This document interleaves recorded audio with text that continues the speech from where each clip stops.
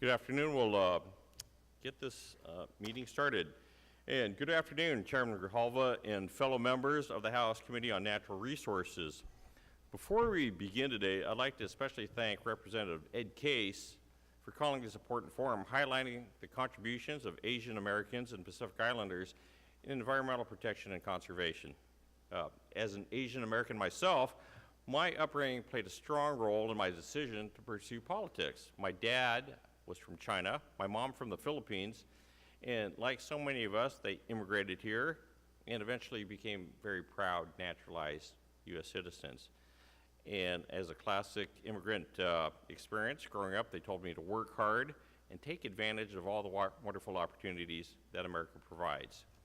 Because of them, I ran for Congress so that all Americans have an equal chance to pursue the American dream. And today, I am proud to join the most diverse class of representatives ever, with a record number of 20 Asian American and Pacific Islanders in Congress. It's an incredible honor to be the first Filipino member of Congress from California. I'm proud to join my colleagues in recognizing today's witnesses participating in our forum and other Asian Americans and Pacific Islanders who've made incredible contributions to our country's environmental movement. We must continue to work tirelessly to ensure ample recognition of our AAPI leaders, pioneers, and service members. Today, that begins with honoring those who provided unconditional service to federal conservation, public lands protection, and historic preservation. I'd like to introduce today's witnesses. Michelle McGowan is the Executive Director for the Asian and Pacific Islander Americans in Historic Preservation. Michelle worked in preserving historical Asian American neighborhoods and sites, including historic Filipino Town, Little Tokyo, and Thai Town in Los Angeles, and Little Manila in Stockton, California. She served on advisory boards for the National Park Service, State of California, and the City of Los Angeles on their respective theme studies and context statements on Asian Americans and Pacific Islanders. Charles Lee's impact on the environmental justice movement began in 1982 when he organized a group from New Jersey on a trip to Warren County, North Carolina to show solidarity with a small, predominantly African-American community that was choosing to site a hazardous waste landfill. Lee was the principal author of the 1987 United Church of Christ report, Toxic Waste and Arrays.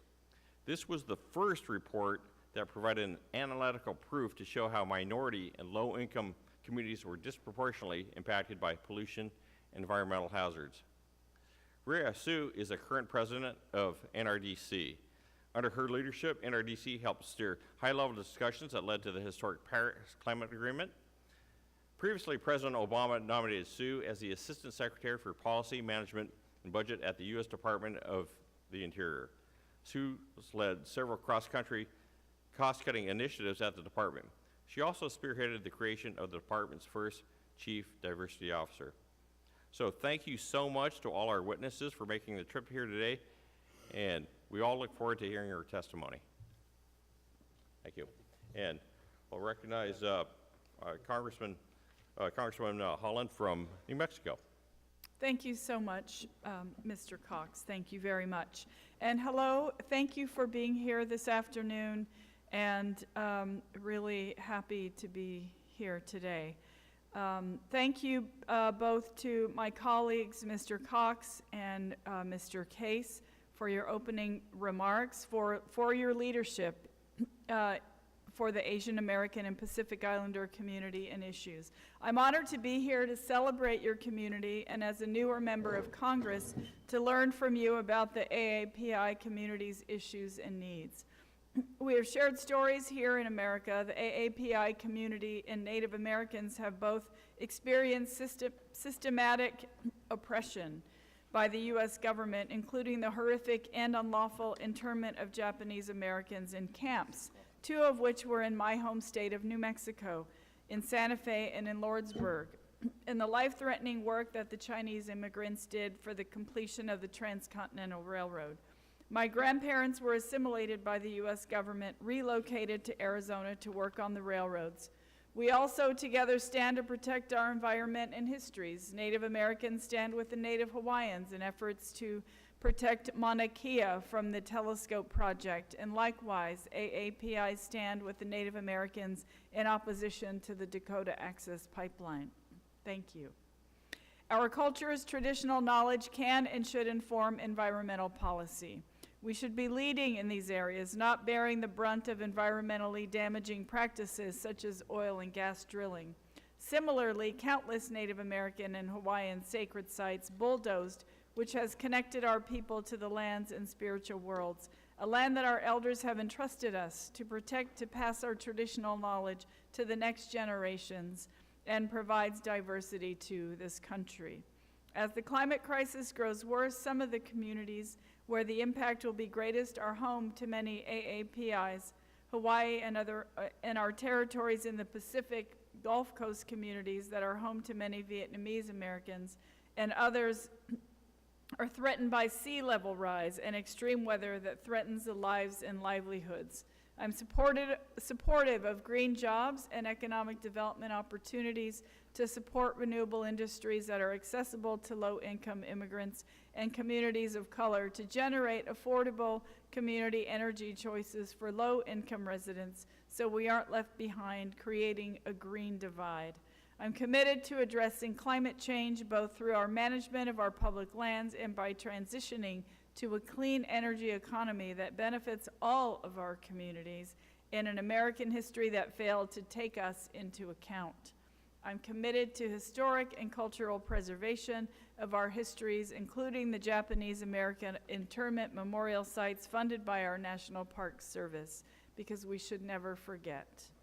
I also open my office as a resource to all of you in your community to ensure your needs are also addressed this Congress, because everyone deserves to have representation. It's the reason I came to Congress, and I will be happy to welcome you into my office anytime. And I thank you very much, Chairman, for giving me an opportunity to speak here today.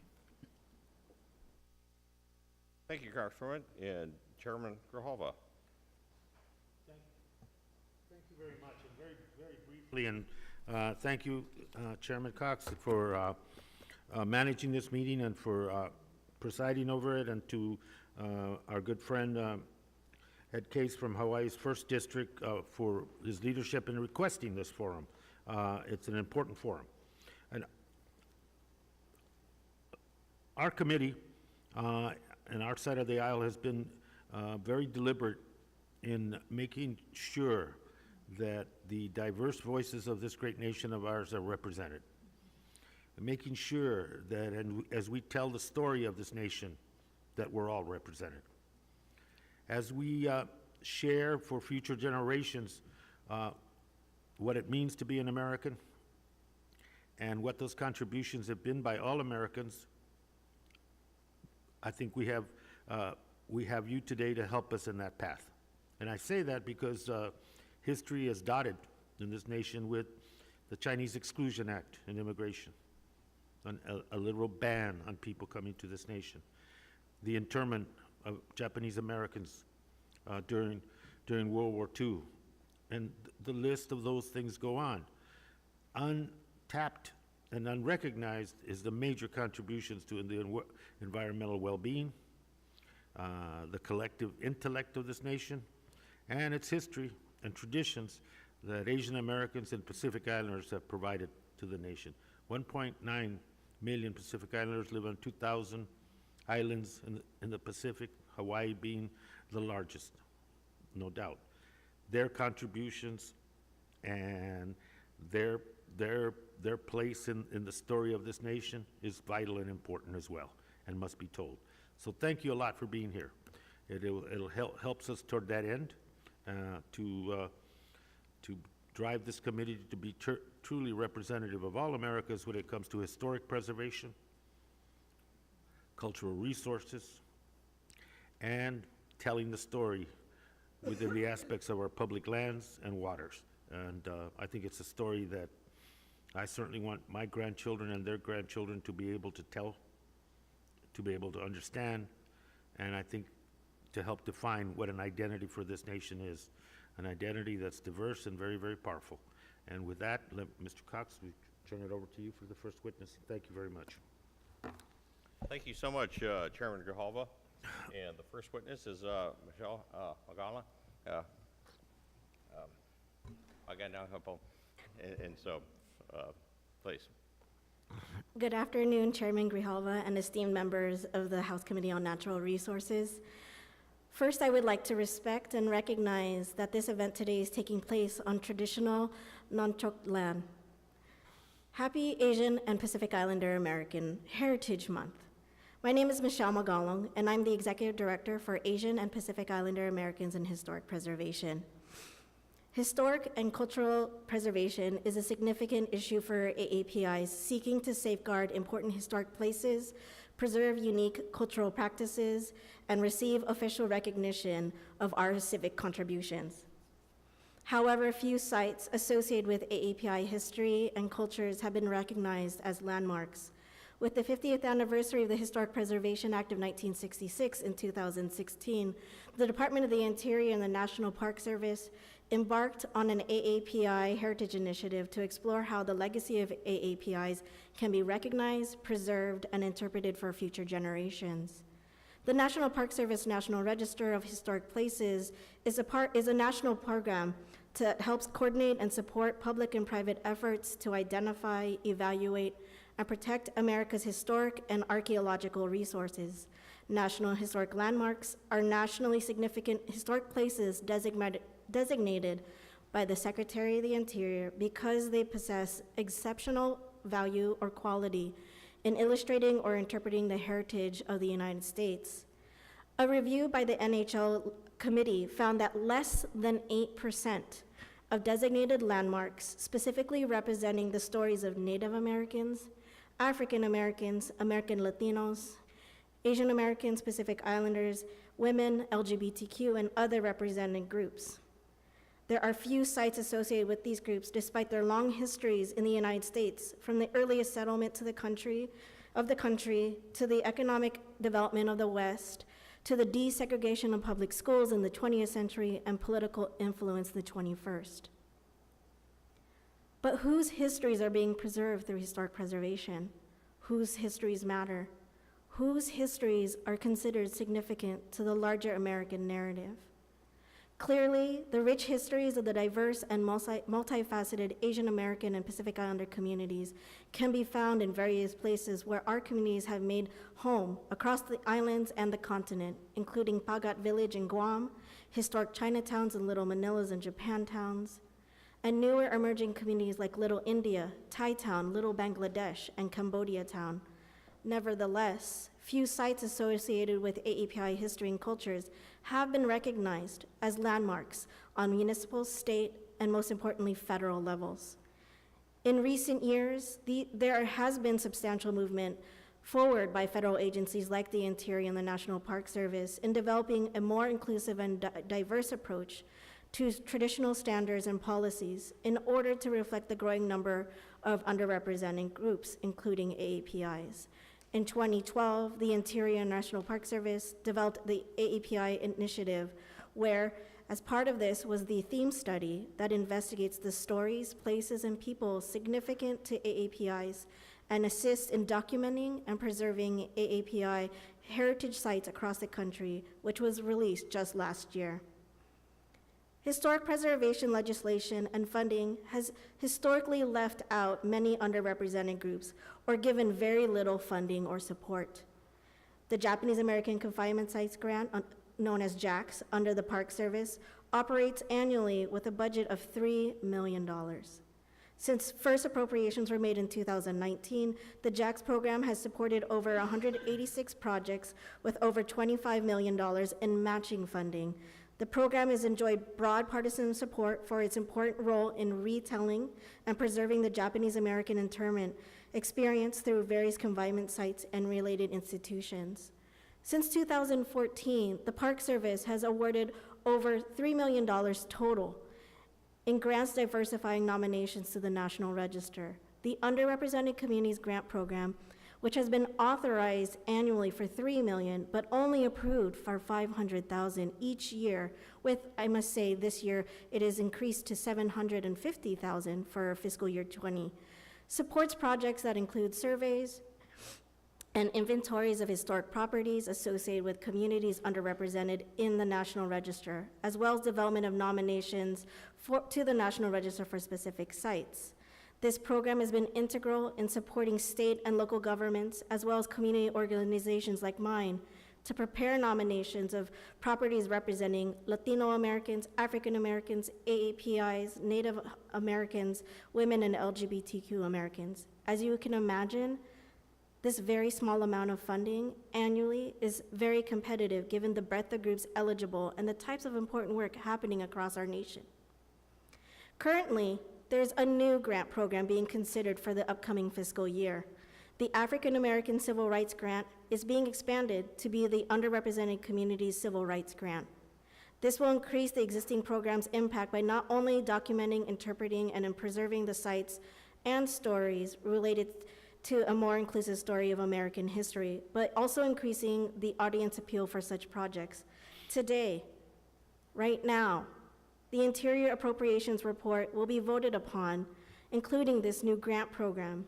It provides $5 million to establish, quote, a civil rights grant that will preserve and highlight the sites and stories associated with securing civil rights for all Americans, including women, American Latinos, Native Americans, Alaska Native, Native Hawaiian, and LGBTQ Americans. The language of this new grants program does not specifically include Asian Americans or Pacific Islanders. The importance of this month as Asian Pacific American Heritage Month reminds us that while great strides have been made in this nation, including in terms of civil rights, we have more work to do. We are still being told that while we're the only underrepresented group not specifically mentioned in such language, we will be included. We are part of the etc. That is not enough for me and for many Asian and Pacific Islander Americans that have fought long and hard for all of our civil rights. We all know that language matters and has power, particularly in these halls. We must work together to ensure that the contributions of APIs are wholly included specifically in this underrepresented community civil rights grant and in all other future funding policies and programs. We must not forget about the contributions of Asian and Pacific Islander Americans that have fought alongside with others for civil rights, from Yuri Kochiyama and Larry Itliong to Fred Korematsu and Grace Lee Boggs, and that we were marching at Selma and at Delano and protesting in San Francisco and at Berkeley. Given these efforts in federal policies and funding, the future of AAPI historic and cultural preservation will be rich and challenging. Historic sites important to us in the next 25 to 30 years may include Daly City and Southern California's San Gabriel Valley, which have spawned new Little Manilas and new Chinatowns. Southeast Asian American communities have been established, such as Cambodia Town in Long Beach, California, Thai Town in Los Angeles, and Little Saigon in Orange County. South Asian American communities and businesses flourish on Pioneer Boulevard in Artesia, California, as well as Jackson Heights in Richmond Hill in New York City. AAPIs have established communities far from the traditional cities of settlement on the coast, in places like the Midwest and the South. Filipino families who served in the U.S. Navy have changed the demographics of places like Virginia Beach, Virginia. Vietnamese families have maintained a long presence in the fishing and shipping industries in East New Orleans and throughout the bayous of Louisiana. Hmong refugees and their families are organic farmers in Fresno and city dwellers in Minneapolis. In 20 to 50 years, tourism and development will likely to threaten to these sites, sacred to Native Hawaiians and Pacific Islanders, including heiaus and burial places. The AAPI population in the United States has grown more ethnically diverse since 1960 and also has experienced changes in geographic distribution. Policies and programs in historic preservation must be more inclusive in the representation of our historic sites and resources. With these challenges, paired with more recent efforts like the National Park Service AAPI theme study, efforts must make it a more democratic and inclusive sphere of cultural and political activity to the communities and its places they're trying to preserve and protect. This includes a direct call to address the failure to include specifically AAPIs in the new Underrepresented Communities Civil Rights Grant Program. In closing, with federal historic preservation policies and funding that are relevant and inclusive of AAPIs, the future of this field has the opportunity to be more reflective of the great diversity of this nation. Building partnerships and awareness within the AAPI community and across with other underrepresented groups in historic preservation can play a critical role in civic engagement, advocacy, and leadership. Fostering this can motivate AAPIs and others in becoming future stewards of historic communities, cultural sites, and landscapes, and shaping policy at the local, state, national level, and in providing lasting impact on communities for generations to come. I thank you, Chairman Grijalva, and for Congressman Case for making today's forum possible. Thank you. Thank you so much, Mr. McGowan. And Mr. Lee?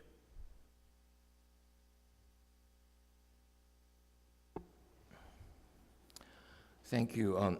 Good afternoon, Chairman Grijalva and esteemed members of the House Committee on Natural Resources. I am Charles Lee, Senior Policy Advisor for Environmental Justice at the U.S. Environmental Protection Agency. It is truly an honor to be here today to commemorate Asian American and Pacific Islander Heritage Month with you. As you requested, I will try to do three things in my remarks. First, I will highlight some of my major contributions to the field of environmental justice during the past 3.5 decades. Second, I will reflect on what this means for the current practice of environmental justice. And third, I will offer some perspectives on building AAPI leadership for upcoming challenges related to environmental justice. As many of you know, I have been fortunate to have had the opportunity to play a key role in many of the important milestones in the creation and development of the environmental justice movement and the field of environmental justice in the United States for more than 3 decades. It should be noted that when I began to work on issues related to disproportionate environmental impacts, the area did not have a name. Among other things, I was a principal author of the landmark 1987 study, Toxic Waste and Race in the United States, the first national study on the demographic characteristics of communities surrounding hazardous waste sites. A colleague once asked me what led me to do this study, and I told her that I wanted to put the issue of disproportionate environmental impacts on the map, both literally and figuratively. Because I had come to realize the breadth and scale of such impacts in all environmental media and all types of low-income, people of color, and indigenous communities. I organized the first People of Color Environmental Leadership Summit in 1991, which coalesced a grassroots environmental justice movement in the United States and codified a set of principles of environmental justice. I helped to spearhead the advocacy that led during the early 1990s to the creation of the EPA's Office of Environmental Justice, Executive Order 12898 on Environmental Justice, the National Environmental Justice Advisory Council, and the Federal Interagency Working Group on Environmental Justice. These are still major elements of federal efforts to advance environmental justice and serve as a model for state environmental justice efforts. I was a charter member of the National Environmental Justice Advisory Council and chaired its Waste and Facility Siting Subcommittee. It was through this venue that I conducted a series of public dialogues in 5 cities around the issue of environmental justice, brownfields, and urban revitalization.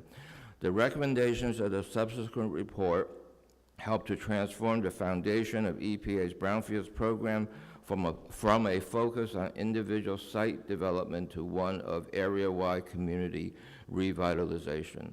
When I decided to work for the federal government in EPA's Office of Environmental Justice, I focused on revitalizing the Interagency Working Group on Environmental Justice and helped to develop a collaborative problem-solving approaches to address environmental justice issues. Among other things, this resulted in the current U.S. EPA Environmental Justice Collaborative Problem-Solving Grant Program. Under the last administration, I helped to develop and implement EPA's agency-wide strategic plans for environmental justice, namely Plans EJ 2014 and EJ 2020. Under Plan EJ 2014, EPA developed a comprehensive suite of tools and guidance for integrating environmental justice in EPA's programs with important advances such as the EJ Screen mapping tool and guidance for incorporating environmental justice in rulemaking, permitting, enforcement, and the National Environmental Policy Act. Under the subsequent EJ 2020 strategic plan, we focus on implementation of these tools and guidance in EPA's programmatic practice, link environmental justice to measures of environmental outcomes in the most vulnerable and overburdened communities, and chartered a strategy for working with states to advance environmental justice. Currently, I'm working to advance environmental justice at the state level. As you know, some 90% of environmental decisions in this country are made at that level. Therefore, it is good that states have demonstrated they are ready and willing partners in advancing environmental justice. Many states are taking proactive efforts, with the state of California having produced an unprecedented body of work that we can all learn from. Most definitely, states are 50 laboratories for environmental justice experimentation and innovation. Based upon the above experiences, I wish to share three major observations with you today. First, environmental justice is now an indelible part of American society. To me, this is a pretty amazing statement to make, given the fact that, like I said, the area did not have a name some 30 years ago. Today, communities are organizing to address their issues in remarkable and unprecedented ways. Research in the field has now produced thousands of peer-reviewed scientific journal articles.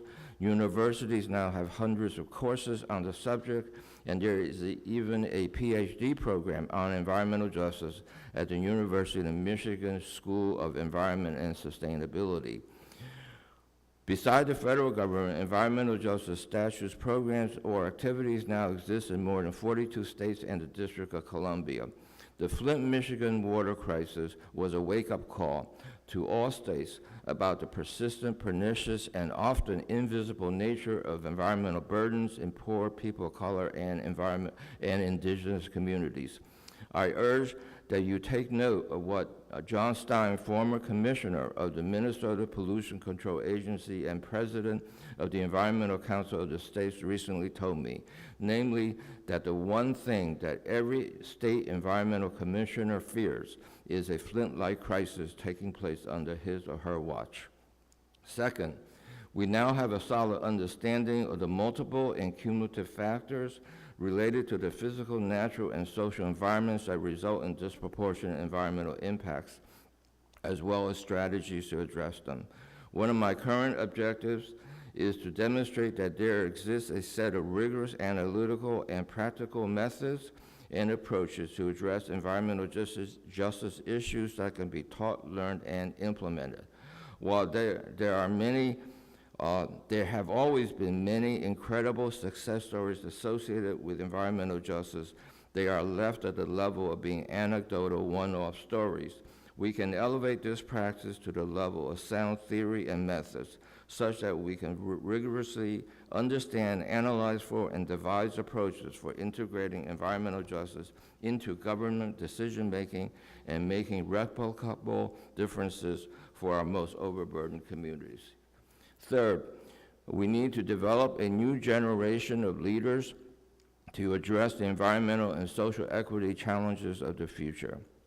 I observed on the 20th anniversary of the signing of Executive Order 12898 on environmental justice that, quote, we must rise to the paradigmatic challenges created by climate change, increased health and income disparities, equitable development, sustainable communities, globalization impacts, such as goods or freight movement and other issues. EJ issues will be local, tribal, regional, national, and international. If we are to rise to these challenges, we must nurture a new generations of EJ leaders knowledgeable about how to work in both communities and institutions, armed with stellar technical and legal skills, and most important, guided by audacious vision, commitment, and spirit. For these reasons, it is good to see all the students and young people coming forward with a consciousness about these issues. They will be our next generation of leaders. I wish to build on this last point and segue into my last issue about AAPI leadership on issues of the environment.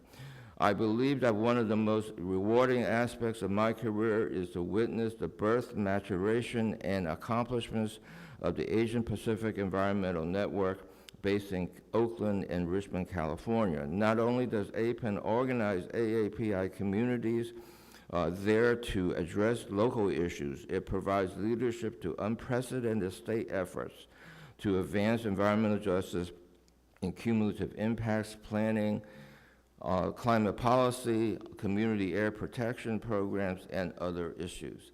An important tenet of APEN's work is that it does not work in isolation within AAPI communities, but connects that work with broader coalitions such as the California Environmental Justice Alliance and many other groups to advocate on and bring about cutting-edge state legislation and policy. Many of the people originally involved with APEN were drawn to environmental issues as participants of the 1991 First People of Color Environmental Leadership Summit, which I talked about earlier. One of those individuals is Mia Yoshitani, currently the APEN Executive Director, who participated in that summit as a college student some 30 years ago. Recent studies have projected that the continued expansion of the AAPI population to the point where it will become 10% of the American population by the year 2040. We are fortunate that AAPIs have taken up the mantle of leadership for environmental issues. I close with the words of Roger Kim, Mia's predecessor at APEN, and Professor Martha Matsuoka of Occidental College. Quote, APEN's work in AAPI communities represents important approaches for building a stronger environmental movement within AAPI communities. And it also illustrates how AAPI communities can help lead the environmental movement in the future. Building on the existing work of community-based organizing and tapping the demographic transition underway is central to any comprehensive strategy to combat climate change, accelerate the development of an equitable, clean energy economy, and ensure a livable planet for generations to come. Thank you.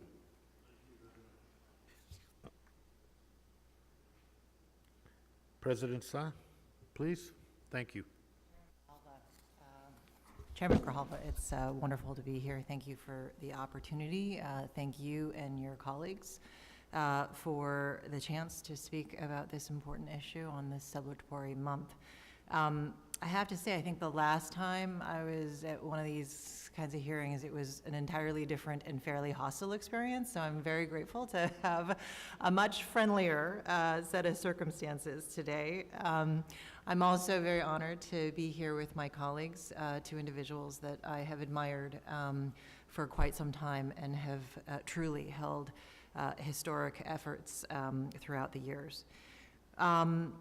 So I'm here to speak about a community that is too often invisible, too often without voice, and too often without recognition.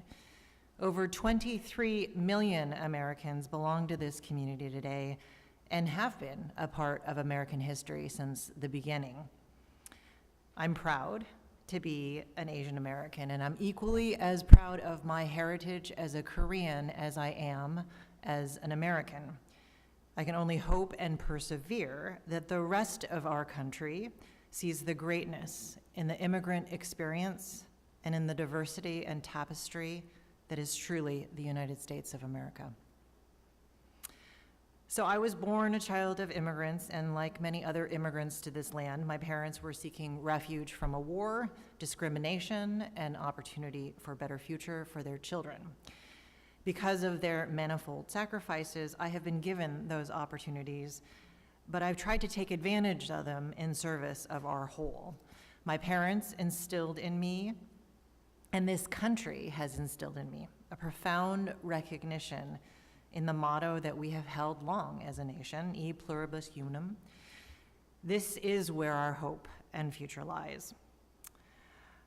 So not so long ago, I had the opportunity to serve as an official at the Department of the Interior under President Obama. As an assistant secretary, I was fortunate to support a variety of different efforts to increase the recognition and the acknowledgement of Asian Americans and Pacific Islanders to this country. Indeed, many in these categories, again, were part of these lands well before Europeans came. Hawaii, for example, was a great nation with a great and long history and well-established government. And yet the commemoration of this history and the acknowledgement of these lands, these people, this culture, were woefully unfulfilled through much of our history as a nation. I was proud to be part of several efforts to try to shed light on this reality.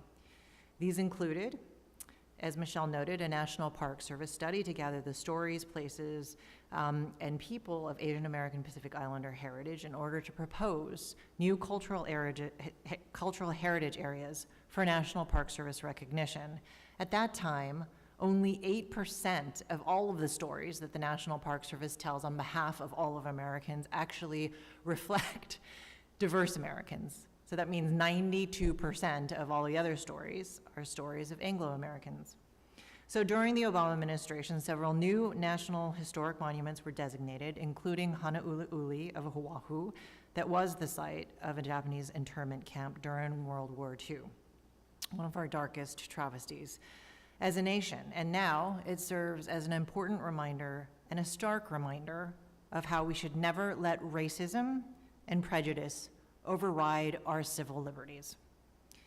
Another process I led was the rulemaking process to allow the Native Hawaiian community, if they so wish, to be formally recognized as an indigenous state nation by the US government. As the largest indigenous community in this country, Native Hawaiians have never had the right to be formally recognized as a sovereign nation. Whether or not they ultimately choose that is up to them. But at least now the US government will afford them that right. So none of these processes were simple, and each and every one of them required a stark look at our own history, the reality of our history as a nation. And yet each one of them offers the opportunity for acknowledgement in both the simple and the profound sense of that word, and I hope some small atonement.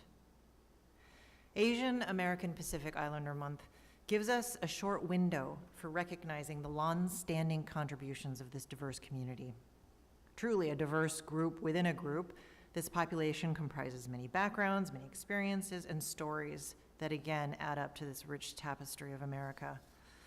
A few more stories that I might mention: the contributions made by the Chinese in the 1800s who built the first roads in Yosemite, the country's first national park, and cooked for the US Geological Service.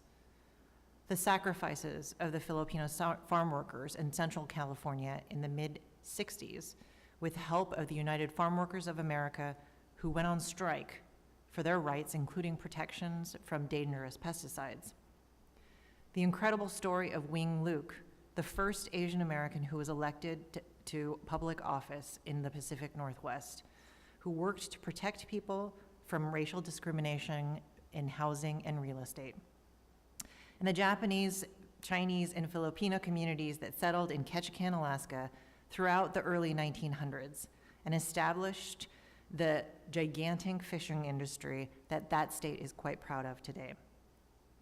And of the many who are still invisible, the many who are sweeping our floors, cooking our meals, or caring for our children. It is critical for us as a country to recognize what these communities and individuals have provided to America and continue to provide to America, despite the widespread racism, exclusion, and discrimination that they faced and face. And in doing so, we not only honor them, we also mark the ongoing and strikingly similar situations that many disadvantaged communities face today. I spent a lot of my career thinking about how we can build a better, stronger, and more unified environmental movement. And early on in my career, I remember a boss of mine actually telling me when I decided to go into natural resources, in particular, that I didn't look the part. Well, nearly 30 years later, I am here today to say I very much look the part. And I very much believe that the casting is fundamentally different and still needs to fundamentally change if we are going to have the kind of environmental movement that we need, that we desire, and that we'll be proud of. So to speak about these issues during Asian American Pacific Islander Month is truly an honor. It's an honor for me to be here. It's an honor for me to be, again, with my colleagues. And it's an honor and an ongoing, I think, commitment that I have to continue to speak out about not only the community that I belong to, but the communities that oftentimes do not have the opportunity to be seen or to be heard. We need the acknowledgement, we need additional resources, we need additional opportunities, and by holding this forum today, you've afforded us the opportunity to be seen, to be heard, and hopefully to allow many others in this chamber and throughout this country to be a part of what we aspire to. So thank you, Mr. Chairman. Thank you very much. And have some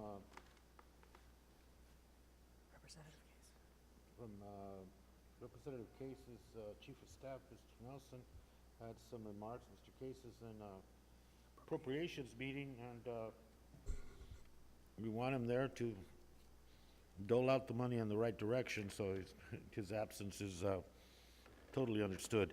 But Mr. Nelson. Mr. Chairman, thank you very much. As you mentioned, Congressman Case is currently in appropriations subcommittee or full committee markup on Interior, trying to secure funding for many of the things that are important to this committee and all of you out there. So I'd just like to take a few moments here just to read his prepared remarks to make sure all of you understood his support for you and what the chairman is trying to do today and highlighting issues that are important to the larger Asian American, Native Hawaiian, and Pacific Islander community. Thank you very much for your efforts to host this important forum today, Mr. Chairman, and for the contributions that the Asian American, Native Hawaiian, and Pacific Islander community have led on environmental protection and the preservation of historic and cultural sites throughout our country.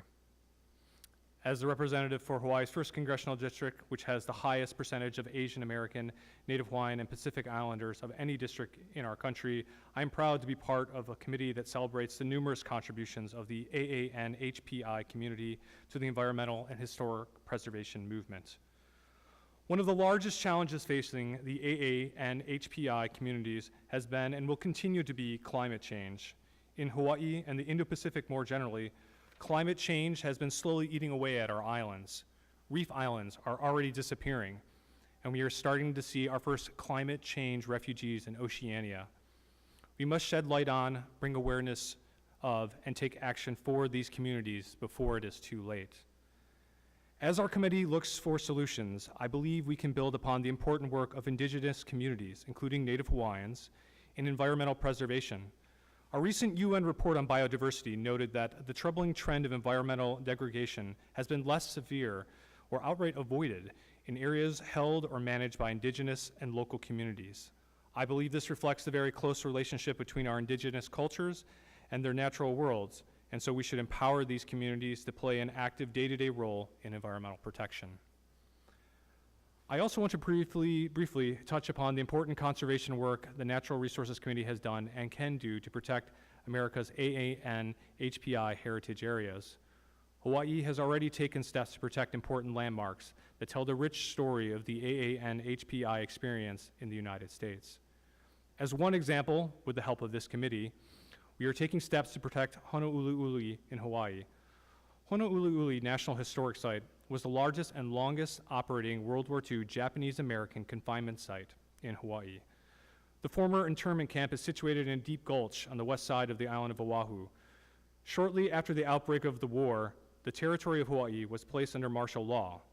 With that order came the internment of some 400 civilians, most of whom were American citizens of Japanese ancestry, who were sent to the camp simply because they were suspected of being traitors due to their race.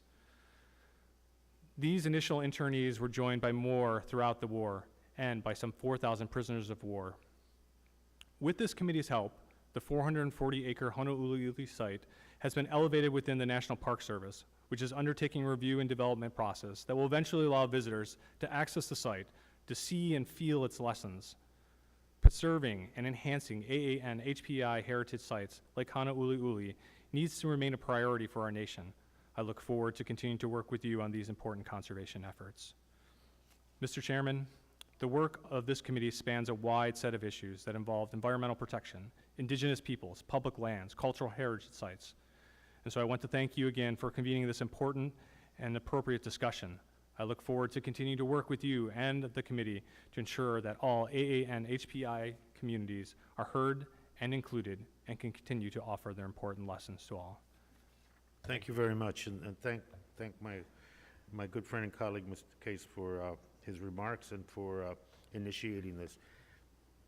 As we celebrate the month, let me, if I may, begin with Michelle. If I may ask you, one of the tools that this committee has that is kind of atrophied with regards to communities that are not well represented in the Park Service story, whether it's through its monuments, through its historic interpretation, through its historic sites, preservation initiatives, etc. Restoration projects, also in some areas, is Asian American Pacific Islanders. And the statistics that you noted are true. But it is a tool that we have. And to be able to use it in such a way that we begin to make our story more complex and more expansive and more inclusive at the same time, if that makes any sense. But talk a little bit about that tool and your ideas or your opinion as to how that tool can be used. We have cultural resource preservation, historic preservation, historic resources, on and on and on. And I just think we've atrophied on that one. It's not as robust and as strong as it should be. And I'd like to strengthen that a lot and be able to show some progress soon. But it's open to you on your opinion on that particular thing. Thank you, Chairman. Historic preservation as a tool for our community's AAPIs is one that not many know about or that they fear having in their communities because of having government control, right? There's this myth that we preserve these places and also that these landmarks are not about our histories, as we often go to places like the Statue of Liberty, the White House, to Monticello. That's where the places landmarks exist. For many of our communities, one, our places have been destroyed. Two, we were not allowed to own property for a very long time. So how can we save buildings that are over 50, 75, 100 years old when, one, we couldn't own them, we were not even allowed to inhabit or be seen in them? Many of them were ordinary, many of them were hidden, right? So there are places like in Stockton, California, Little Manila, the 3 remaining buildings in that community that was once the largest concentration of Filipino Americans pre-World War II. If you go to today, one, it is Skid Row. No one wants to be there. It's unsafe. Two, the buildings look ordinary. It doesn't look like anything of significance. But for many generations, it's something that's important, telling the stories. as subsequent generations have not heard or seen about the importance of their histories, not only as Filipino Americans, but as contributors to our nation's economy, for picking asparagus, and things of that nature. And so historic preservation hasn't been seen as a friendly tool until recently. Not to say that many historic AAPI communities haven't existed. We know many Chinatowns, Japantowns, and things of that nature that have been settled and thriving for many generations, but now they're under threat, right? Many urban areas are dealing with gentrification, right? Displacement of low-income communities. And how can we use historic preservation as a tool not only to save buildings that tell these stories, but also still serve the communities that it reflects upon, right? And so it's not just a cultural value, but it is truly, basic human rights to places, for housing, for public services. These are places, these are hubs that have long been institutions, cultural and community institutions. So really, how do we look to the federal government, who've once destroyed these urban cores, these places, like Chinatowns? How do we rectify our past and the legacies of the federal government to help these communities that have long been invisible or even destroyed? I think that, that begs the question. I think at some point, an initiative that identifies what you said, I think is important as a precedent to move forward. I look forward to having those conversations as we go.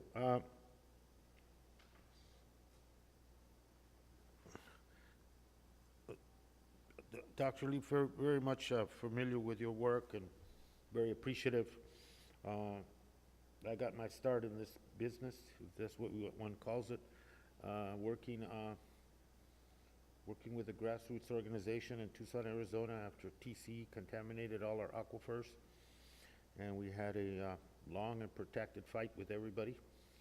It seemed like it was everybody.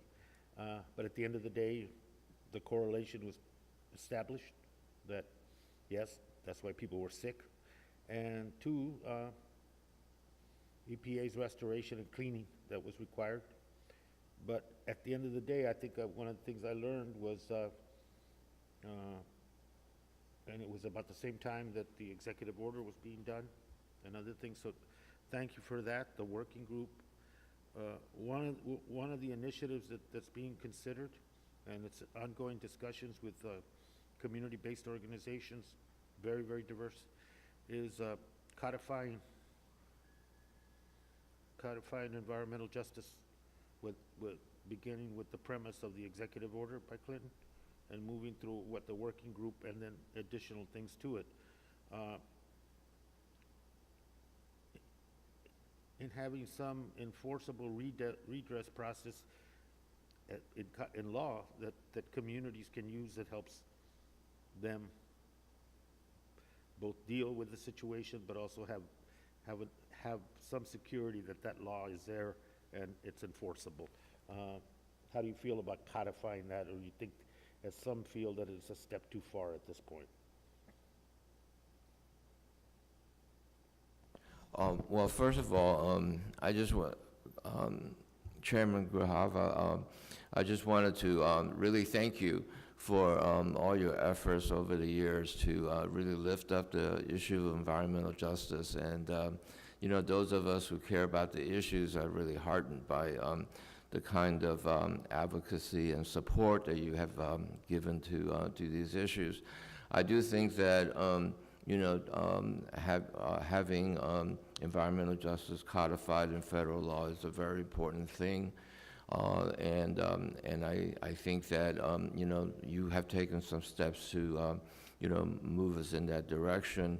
I do want to offer, some thoughts in terms of, things that are important to communities as you're doing that, and I think you probably have heard a lot of this already.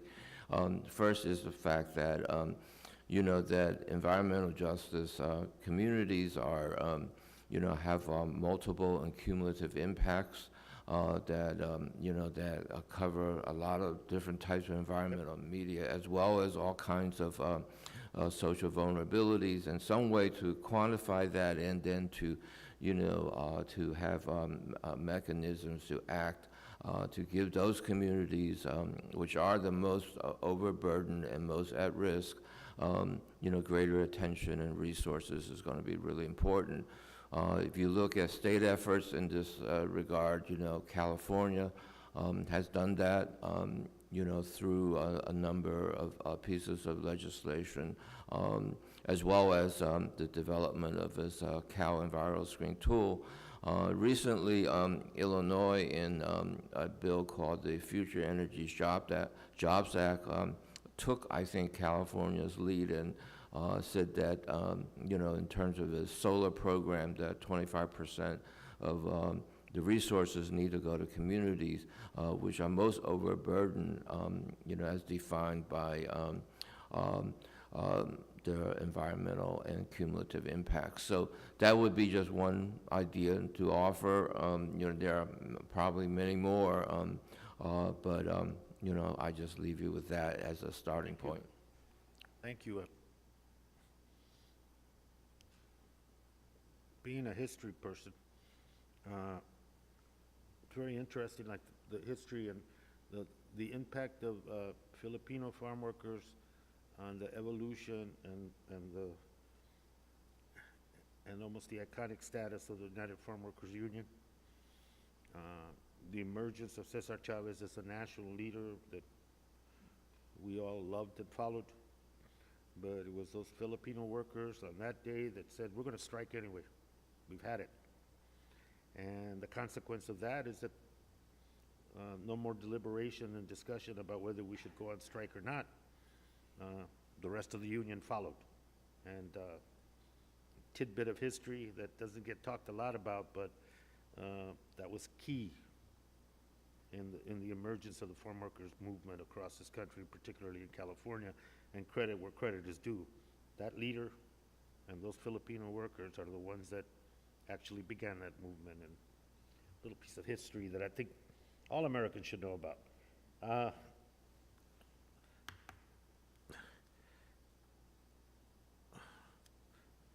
Ria, you mentioned, you don't look the part. I thought that was an interesting point. When I expressed interest about wanting to be involved in environmental issues, conservation, people kept pushing me to go do housing or healthcare, and I said that, that's for other people can handle that better. Granted, I didn't have a pair of Birkenstocks, but I kind of thought I knew the issue, I'll confess. But my point is, I think that the environmental movement there's been a maturation process that has been unbelievable, and a lot of it has been due to people of color, Asian Americans, Pacific Islanders, and their influence. I think indigenous people in the United States, their influence, those two particular groups. Talk a little bit about that, and that is why I think that's weaved in celebrating this month, that those contributions have been huge. And Dr. Lee obviously is here, but there's instances all across communities, and your leadership where you are, those have been instrumental, and I think it's changed. It's changing the face very rapidly of the environmental movement, but it's also bringing in issues, questions, perspectives that I think the environmental movement needs for survival into the next 50 to 60 years, if you wouldn't mind. Yeah, Mr. Chairman, I couldn't agree with you more. I think the movement is changing. I think since the historic 1991 First People of Color Summit with the big green environmental organizations, there has been, I think, a steady effort to try to not only acknowledge the reality of environmental justice, but to try to incorporate that within the kind of nature of what it is these organizations do, and to answer the more profound question of who we do it for, right? This profound question of who do we serve in the environmental movement? So I do think that, in particular, the environmental justice movement has been a hugely influential, continues to be a hugely influential leader in helping us redefine our mission, if you will. I will admit, however, Mr. Chairman, that I myself sometimes get a little impatient with the pace of change. That when I first started, whether it was, not looking the part or showing up to big conferences where, you're in a room with 500 people and you're one of maybe 2 people of color outside of the people that are serving you dinner. So that's not changed as much as it should. And I am hopeful that with the rise in activism, the rise in youth engagement, the reality that a lot of the issues for younger people are just more generally intersectional by nature, that will change. But I think we need to be mindful and conscious and intentional about how we create the opportunities for that change, because I don't think it happens overnight, and it doesn't happen by happenstance. It happens because a lot of determined people continue to stand up, make stands, make their voices heard, and demand change. Thank you. And I think the ongoing effort for the committee as a whole, and if you look at us, we're probably, if not the most diverse membership of members of Congress on our side of the aisle, hopefully representing many communities, but again, actively trying to solicit from the 22 members that happen to be Asian American Pacific Islanders additional participation on this committee, because I think as we tell the story of America, and that's the commitment we have and that I make to you, as we tell the story of this nation of ours, to be more inclusive. That's a purpose. That's a purposeful goal, no question about it. As we talk about environmental justice, to be inclusive and that frontline communities be at the front. And as we interact with the Asian American and Pacific Island community as a whole and their leadership here in Congress, to do so from the perspective that we have a responsibility in this committee in our part of our jurisdiction, and hopefully others adopt it as well, that we have a story to tell. And that story requires resources. That story requires that we participate directly with the community. And the point made about preserving something without providing utility for a community is not a good idea. And I appreciate that. That's a really good point. Those are the things you learn, and we look forward to it. And thank you very much for being here. I think it's been a good for us, and thank you for sharing your time. Appreciate it, and I guess we're done here. Thank you.